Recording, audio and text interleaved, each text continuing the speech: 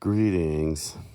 Um, One of the things that's so disempowering for modern politics of the American left is this complete division that's happened. People by, like, say, Hillary Clinton, a few others, that are now mainly associated just with this professional class of quote unquote leftist or Democrats. So they're a top earning, they're high earning, high achieving. They're what's called the meritocracy. They have a lot of academic degrees, academic accolades, and they speak in a sort of psychobabbling, over syllabalized, inauthentic language, right? And the language has within it a bunch of virtue signaling for the person speaking the language. They are signaling a lot of the things that they are aware of in terms of the identity politics and oppression and divisiveness of, so forth. So they're super aware of these things, and they are themselves, quote unquote, kind of a social justice warrior. The language of trauma, victimization, and this idea of being a social justice warrior is built all into their academic phrasing, right? Academic language, academic speak, which is very easy to hear. The corporate world has also taken it upon itself. So when you go into the corporate world, a lot of people they have these buzz phrases and words that they use. That being said, now that we're all on the same page here, so they have all these little sayings, little phrases that kind of mirrors this phony language that's taken over academia and the professional class in America. And there's this huge divide between them and the working class. And they actually have a disdain kind of for lower educated people. Hillary Clinton called them deplorables. They're a basket of deplorables. Biden called them MAGA forces and election deniers on a red set with Marines behind him, his demented mind on speed, yelling angrily about the MAGA forces. And so there's this disdain, really hateful disdain from the professional class towards the working class. And that's a huge problem. And also this professional class, in their inauthenticity, they try to take on social causes. Like they're going to help with, transgender problems or certain more hyper victimized categories within the society. So they're going to pick them out and they become sort of a token cause for them while they're actually making the economic conditions for all those oppressed classes harder by neglecting real economic issues and focusing on exclusively on divisive identity politics. They've actually made the real physical conditions and physical precarity, economic precarity for all the lives of the people that they claim to help. It's a lot worse, right? And also by not paying attention to real power, real authority. So you don't notice that Israel is in power and that the CIA is in power. Defense contractors have kind of taken over. So if the defense contractors have a black person as a CEO and a woman on the board of directors, so that's kind of more important than if the defense contractor is part of a genocide in Gaza, right? According to the liberal professional working class right now. That's how they are. They're so inauthentic that they wouldn't notice, like, you can't really have your rights as a POC, as a person of color, or as a BIPOC or anything. You can't have any of those rights if you're actually being vaporized by a drone, right? You can't. You're not going to have your rights. If where you go to get your water has been bombed by Israel and the United States, you can't. You're not being liberated. I'm sorry. It's not. It's not helping you. Although they might be doing something for your particular ethnicity, maybe the Kurds are going to be advanced or something, But the whole thing is going to be leveled. But anyway, this cosplay of care,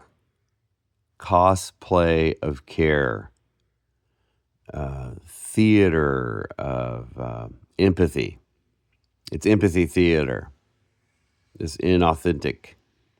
And as things get more harsh, more divided, more angry out there, the anger that people have, the No Kings protests of the CIA, Arabella advisors, and all that, what they've done is kind of co-opted all this frustration and anger and stuff, and disdain, dislike, distrust of Donald Trump.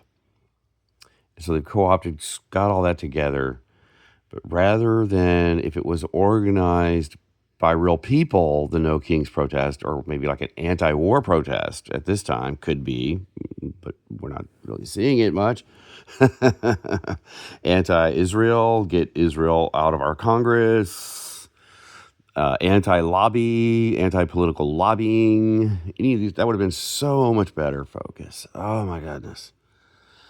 But again, we get this No Kings. And that is really interesting in terms of having a professional class that is being manipulated by Israel and the CIA, organize, be a part of, think that they're virtue signaling, they're being really cool, they're doing a good thing when they're out there saying No Kings, basically about Trump voters. Basically expressing disdain for working class Trump voters and not ever calling out any of the actual players at the time, but just walking around saying No Kings. So this is the cosplay of care turned up to 11, and it's weaponized. It's weaponizing the cosplay of care. It's getting you ready to be turned against, classes of people who really aren't oppressing you, but that you don't like in terms of kind of identity politics. You've been kind of, lots of media, lots of NPR, lots of people have been on the radio talking about how bad and evil and dumb the Trump voters are and how dumb Donald Trump is and all this kind of stuff. So what that's creating this ripe environment for just more division between the working class and the professional class, more division between the working class itself. See, that's the problem also. The working class has no agency right now. It has no awareness of itself. It has no dialogue amongst itself. Instead, it is divided amongst these lines that the professional class is part of the dividing us by. Right? So it's all dividing. There's no awareness. There's no class consciousness.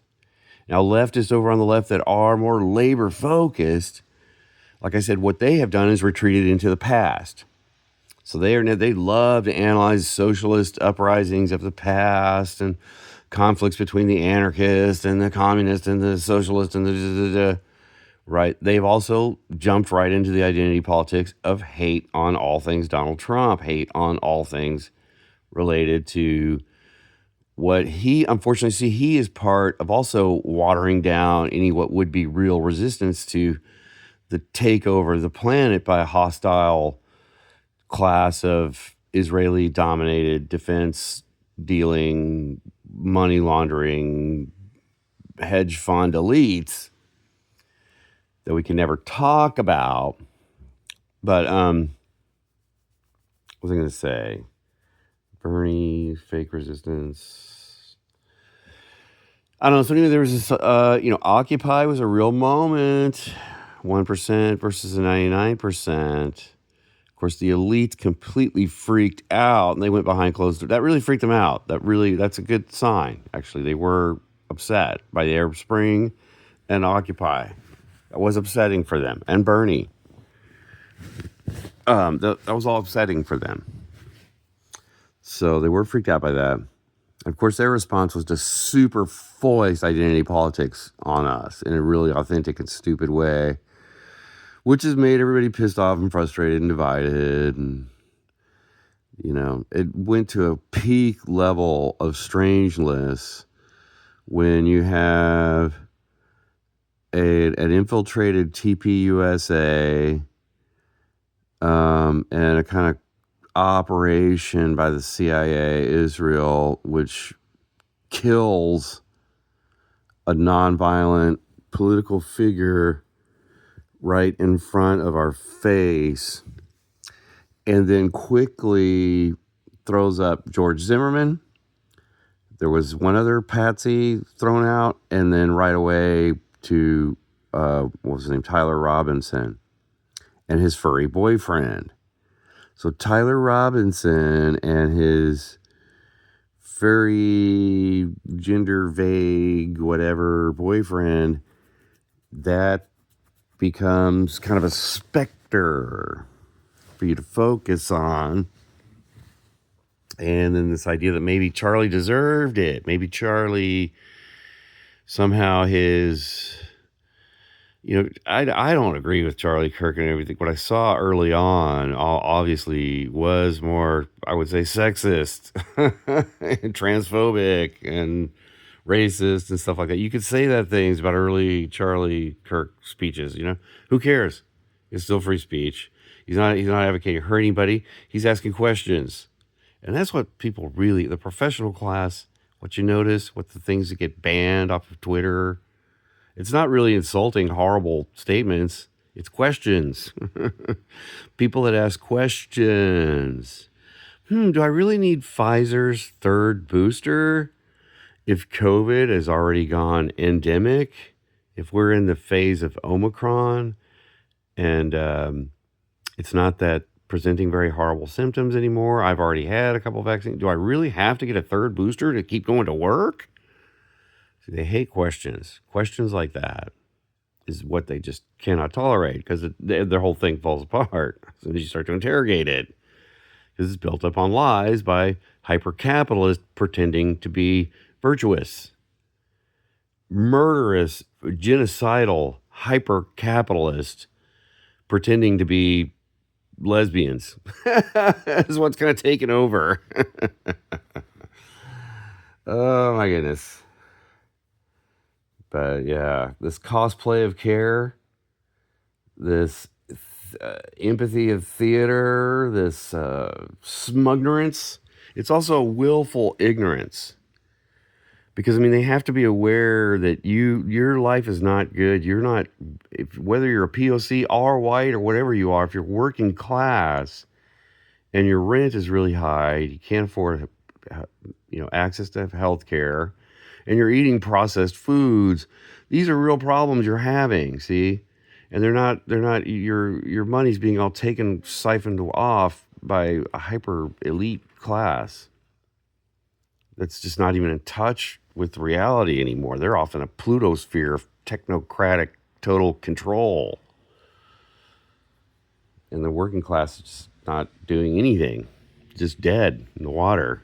Instead, there's a faux resistance of this professional class that has connections to these NGOs, this indivisible.org, 5150.org, Arabella Advisors, Sunrise, blah, blah, They all sound nice, and this whole giant network of NGOs and orgs that organize no kings. But see, allowing an inauthentic protest to be the only protest is a bad idea. It's a bad idea. Please just, if you're out there, consider kind of lowering your disdain for working class people. If you're out there and you're working class, please don't hate on the smuggerant losers who went around telling you to get triple vaxxed. Have some sympathy for them too. They have been duped too. They are also duped. The professional class that abandoned you is also not doing well. So everybody needs to have sympathy for each other, be nice to each other, and start to think about why they need to organize. Your enemy is Israel. Your enemy is the CIA. Your enemy is in the board of directors. They're not out on the streets. Okay? So let's wake up in the cosplay of care. Open your eyes.